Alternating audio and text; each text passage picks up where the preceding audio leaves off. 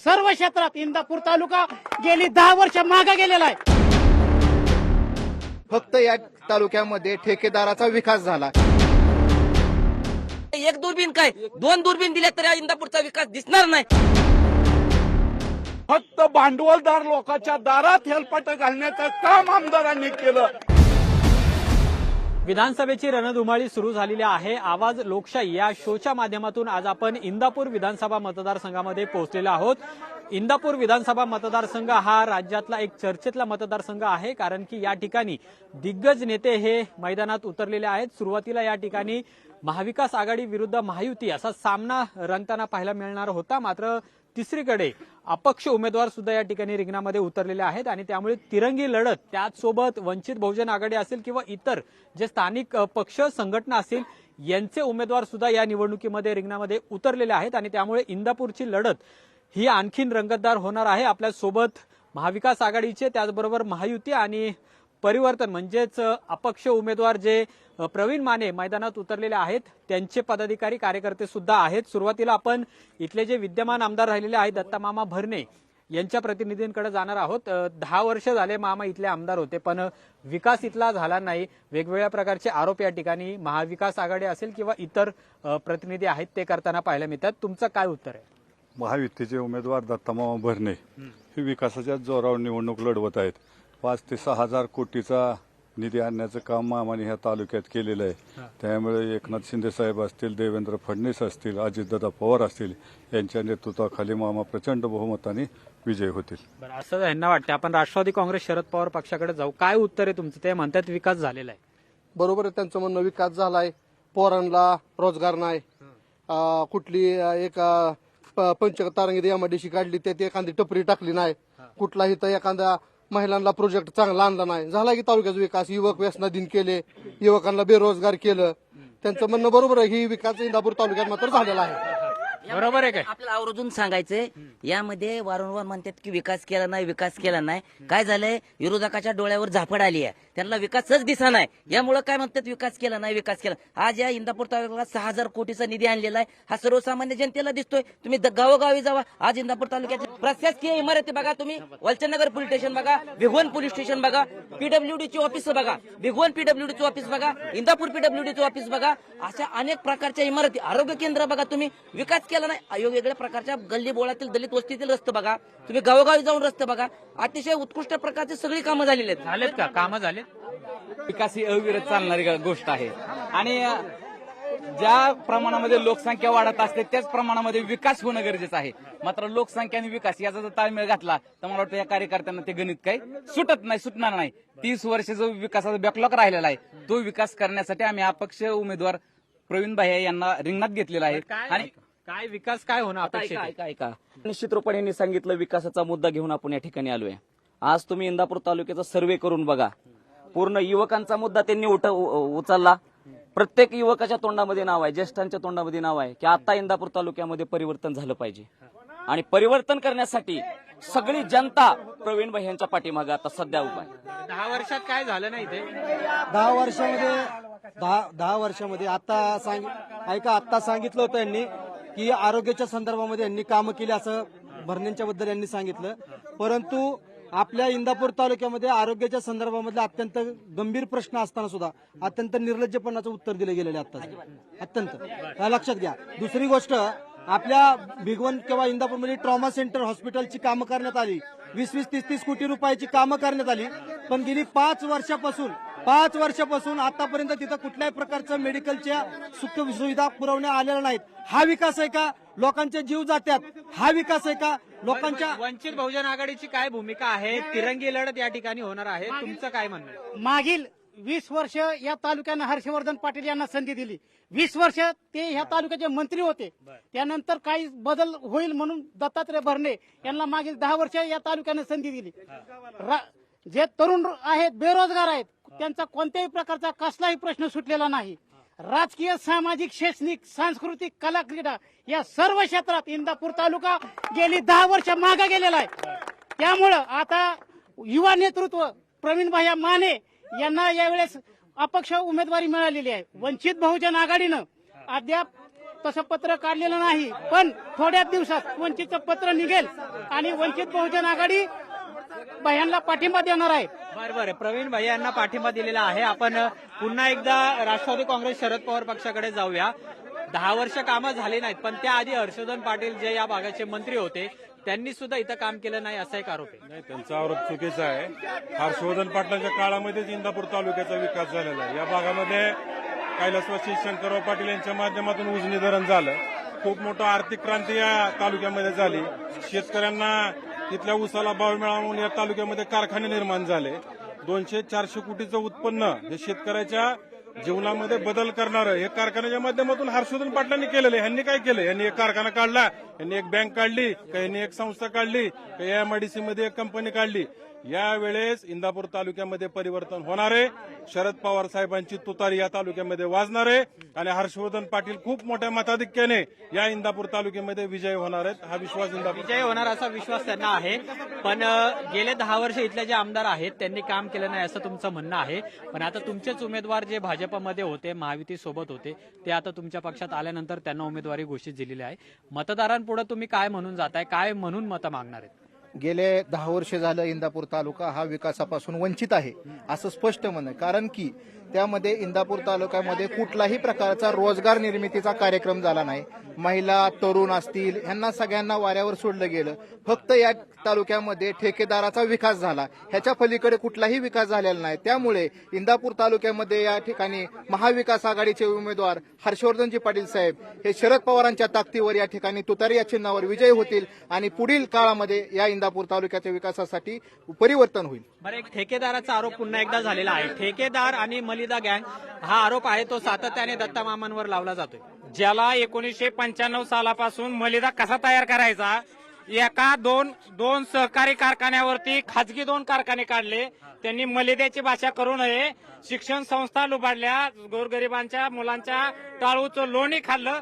त्यांनी राजकारणामध्ये प्रत्येक 5 वर्षाला पक्ष बदलणार आणि अजिबात ज्ञान शिकवून कोण हर्षवर्धन पाटील यांनी प्रत्येक 5 वर्षाला पक्ष बदललेला आहे. प्रत्येक 5 वर्षामध्ये वेगवेगळा पक्ष वेगवेगळा आणि ही मलिदा खाण्यासाठी सारखा पक्ष बदलतात.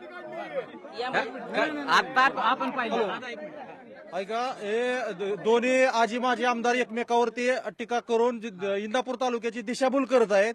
ही दिशाभूल जी चालवलेली आहे इंदापूर तालुक्यात, एकमेकावर टीका करतात आणि सामान्य जनतेला वेठीस धरतात. त्यासाठी इंदापूर तालुक्यामध्ये आम्ही परिवर्तन हे घडवले आहे आणि त्या परिवर्तन घडवण्याचं एकच कारण आहे, ह्या दोन्ही आजी माजीला इंदापूर तालुक्यात नको आहेत. म्हणून आपल्याला चिन्ह व्याज जे मिळलं किटली, ते बी चिठ्ठी काढून चिन्ह मिळलं. हा एक संदेश असा जातो की चिठ्ठी सुद्धा किटलीची निघते, म्हणजे विजय हा किटलीचाच नक्की आहे. काय मुद्दे घेऊन आता निवडणुकीला सामोरं जाणार आहे? कारण की तरुण चेहरा आहे, पहिल्यांदाच ते विधानसभेला सामोरं जात आहेत. तर या 2 पक्षांच्या व्यतिरिक्त तुमचे काय मुद्दे? आमचा युवकांना रोजगार हा प्रमुख मुद्दा आहे. महिलांच्या हाताला किंवा महिला स्वयंरोजगार बनवणं हा मुद्दा आहे आमचा. याचबरोबर या ठिकाणी होणारा जो विकास आहे तो भ्रष्टाचार मुक्त विकास झाला पाहिजे आणि इंदापूर तालुका हा भयमुक्त झाला पाहिजे. अशा पद्धतीचे मुद्दे घेऊन आम्ही पुढे विकासाचा भयमुक्त झाला पाहिजे. म्हणजे दत्ता मामा होते इथं भयमुक्त वातावरण होतं का? अजिबात नाही. अतिशय सगळं यामध्ये इंदापूर तालुक्यामधील कायदा आणि सुव्यवस्था अतिशय व्यवस्थितरित्या चाललेलं आहे.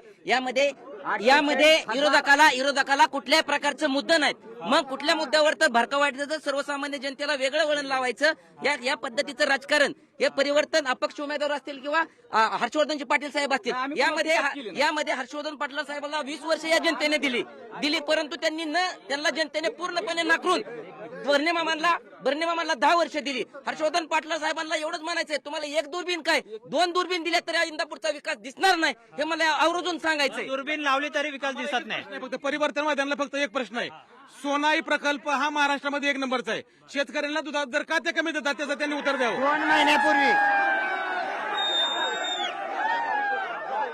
बोला 2 महिन्यापूर्वी हेच परिवर्तनचे उमेदवार म्हणत होते की अजितदादांनी आणि दत्तामामा भरणेंनी तालुक्यात चौफेर विकास केला. कोण म्हणत होतं? प्रवीण माने. ते उमेदवार प्रवीण माने म्हणत होते.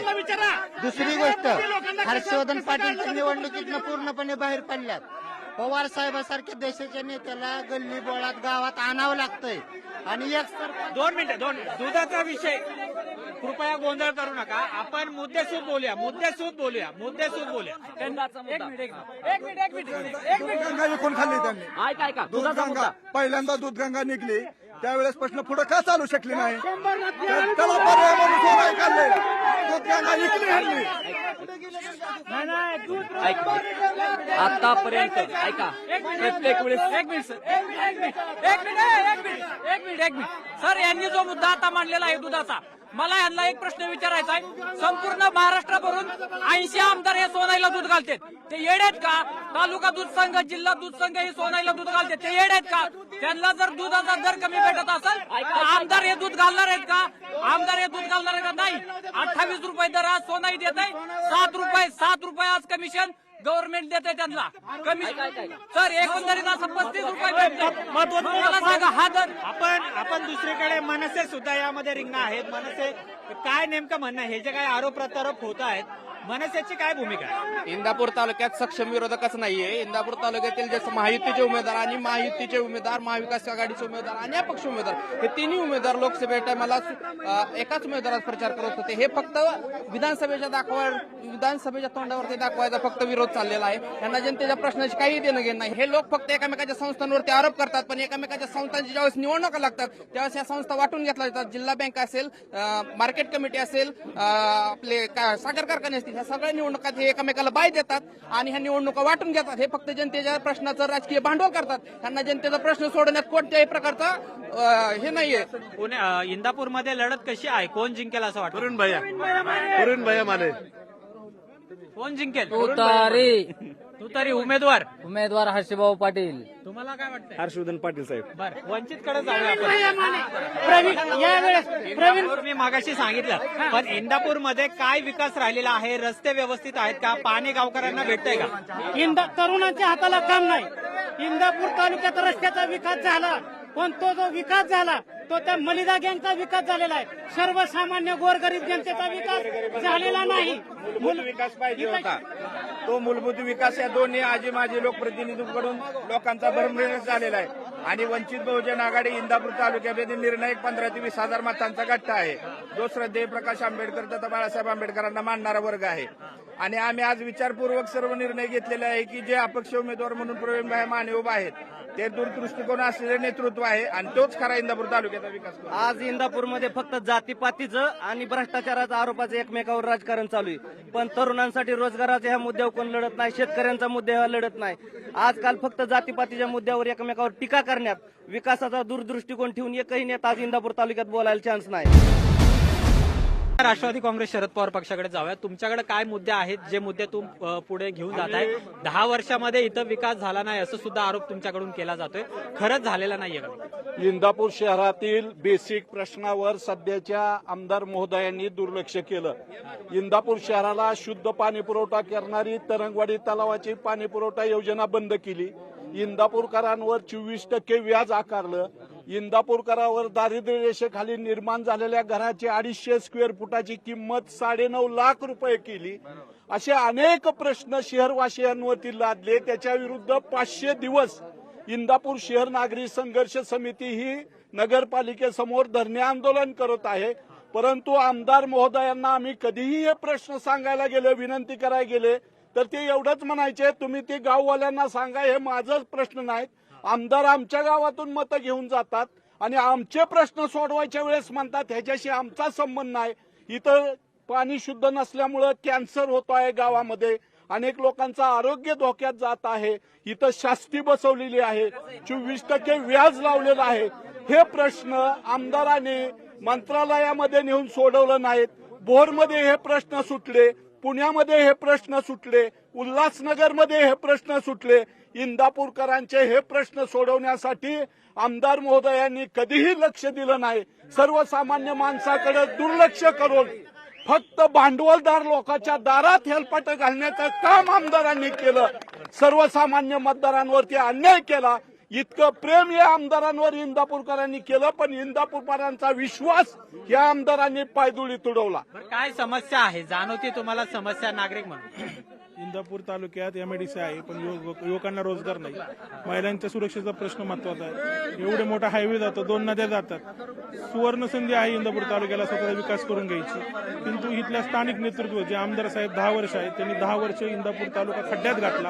हा बॅकलॉग भरून काढायचा असेल तर राष्ट्रीय नेते शरदचंद्र पवार साहेब यांच्या विचाराची जी हातामध्ये विचाराची मशाल धरली आहे, तो तुतारी वाजवणारा माणूस आहे, ते हर्षवर्धन पाटील साहेब यांनाच संधी दिली पाहिजे आणि इंदापूर तालुक्याच्या विकासाचा बॅकलॉग भरून काढला पाहिजे. बर, महिलांना रोजगार नाही हा मुद्दा आहे. दुसरा पाण्याचा मुद्दा त्यांनी मांडलेला आहे, याला काय उत्तर? आताच प्राध्यापक कृष्ण ताटे सर यांनी तुतारीच्या गटाकडून सांगितलं की इंदापूर शहरामध्ये पाण्याचा प्रश्न आहे.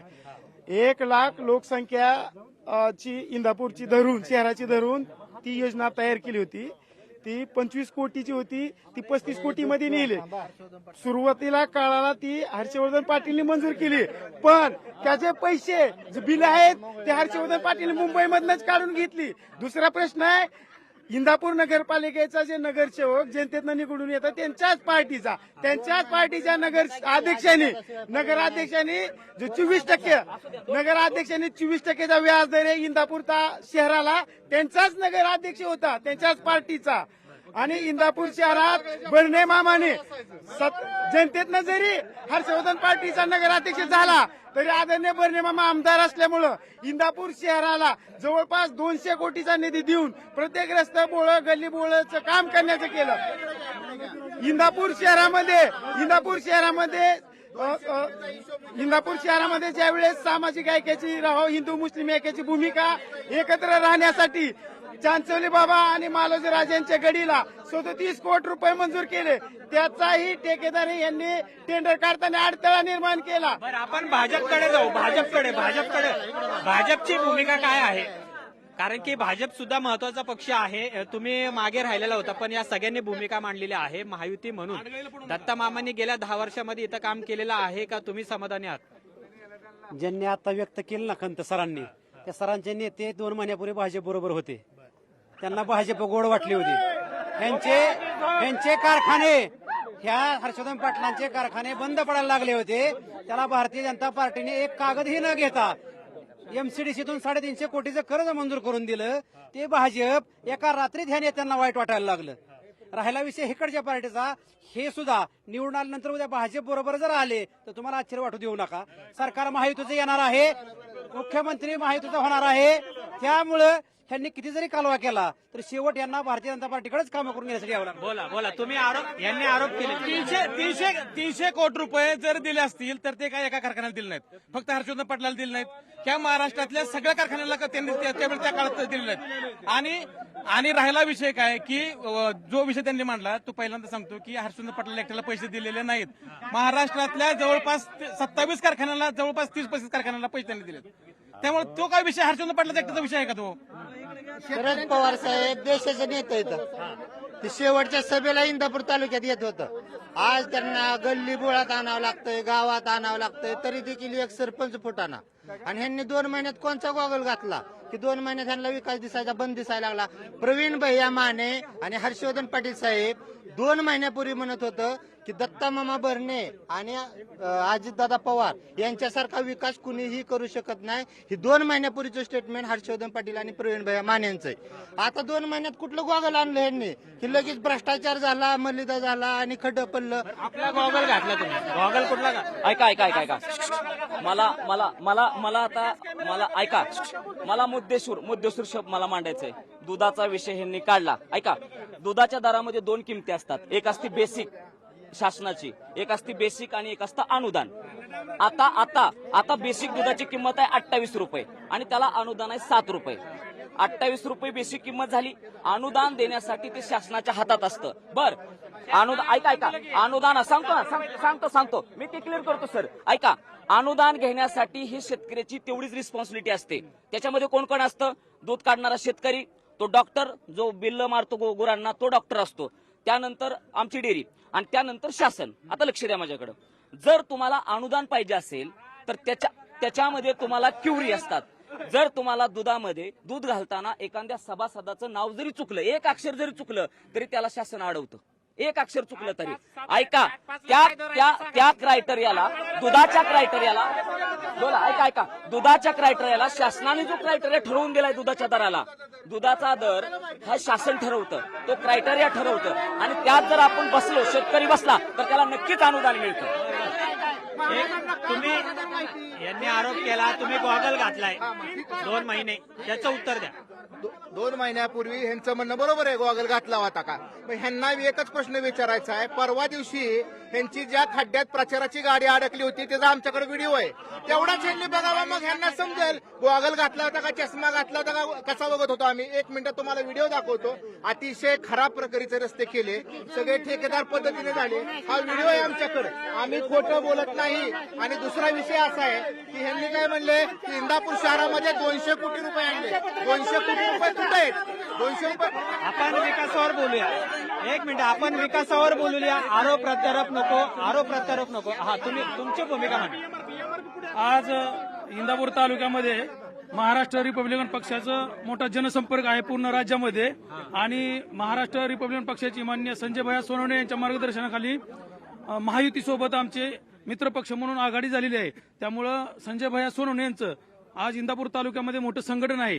त्यांनी युवकांना, बेरोजगारांना रोजगार दिलेत, भरपूर दिन दुबळ्या कष्टकरी शेतकऱ्यांना बी न्याय दिलेला आहे. त्यामुळं आज त्यांचं संघटन तालुक्यामध्ये, त्यामुळे या तालुक्यामध्ये महाराष्ट्र रिपब्लिकन पक्ष जो ठरवेल तो या तालुक्याचा विद्यमान आमदार असेल. उभं राहायला पाहिजे होतं, ह्यांनी उभं राहायला पाहिजे होतं. ह्यांनी वंचितांना ह्यांना न्याय दिलाय ना, मग ह्यांनी कुणाला पाठिंबा द्यायची काय आवश्यकता होती? त्यांनी त्यांनी आधी मागच्या ह्याच्यात म्हणतात विकास केला नाही, आता म्हणतात आम्ही उभं राहिलो नाही, त्यांनी स्वतः उभं राहायला पाहिजे होतं ना. त्यांचं खरं तर सगळे हे राजकीय पक्षांचे प्रतिनिधी आहेत, पण विकासाच्या मुद्द्यावर मात्र कोणी बोलत नाहीये. आरोप प्रत्यारोप आहेत ते या ठिकाणी होताना पाहायला मिळतात. तर या चर्चेमध्ये जे वातावरण तापलेलं होतं, त्यानंतर आता मतदार नेमकं कुणाच्या पारड्यामध्ये मतदान टाकतात हे पाहणं महत्वाचं आहे. 23 तारखेला याचा फैसला होणार आहे, पण अतिशय गरम चर्चा आहे ती इंदापूरमध्ये रंगलेली आहे. दुहेरी लढत होत असताना आता या ठिकाणी तिरंगी लढत होती आणि त्यामुळे मतदार राजा नेमकं काय करतो हे सुद्धा पाहणं महत्वाचं आहे. पण विद्यमान आमदारांनी इथं विकास केलेला आहे असा दावा त्यांच्याकडून केला जात असताना परिवर्तन आघाडी असेल किंवा महाविकास आघाडीचे प्रतिनिधी असतील, यांनी सुद्धा जोरदार आरोप प्रत्यारोप केलेले आहेत आणि इथं विकास झालेला नाही असं सुद्धा त्यांनी म्हटलेलं आहे. पण आता 23 तारखेला नेमकं काय होतं, विद्यमान आमदार या ठिकाणी राहतात की पुन्हा एकदा या ठिकाणी परिवर्तन होतं हे सुद्धा पाहणं महत्वाचं आहे. पण अतिशय चुरशीची अशी लढत आहे ती इंदापूर विधानसभा मतदारसंघामध्ये आपल्याला पाहायला मिळणार आहे. कॅमेरामन योगेश केळापुरेसह अमोल धर्माधिकारी, लोकशाही मराठी, इंदापूर.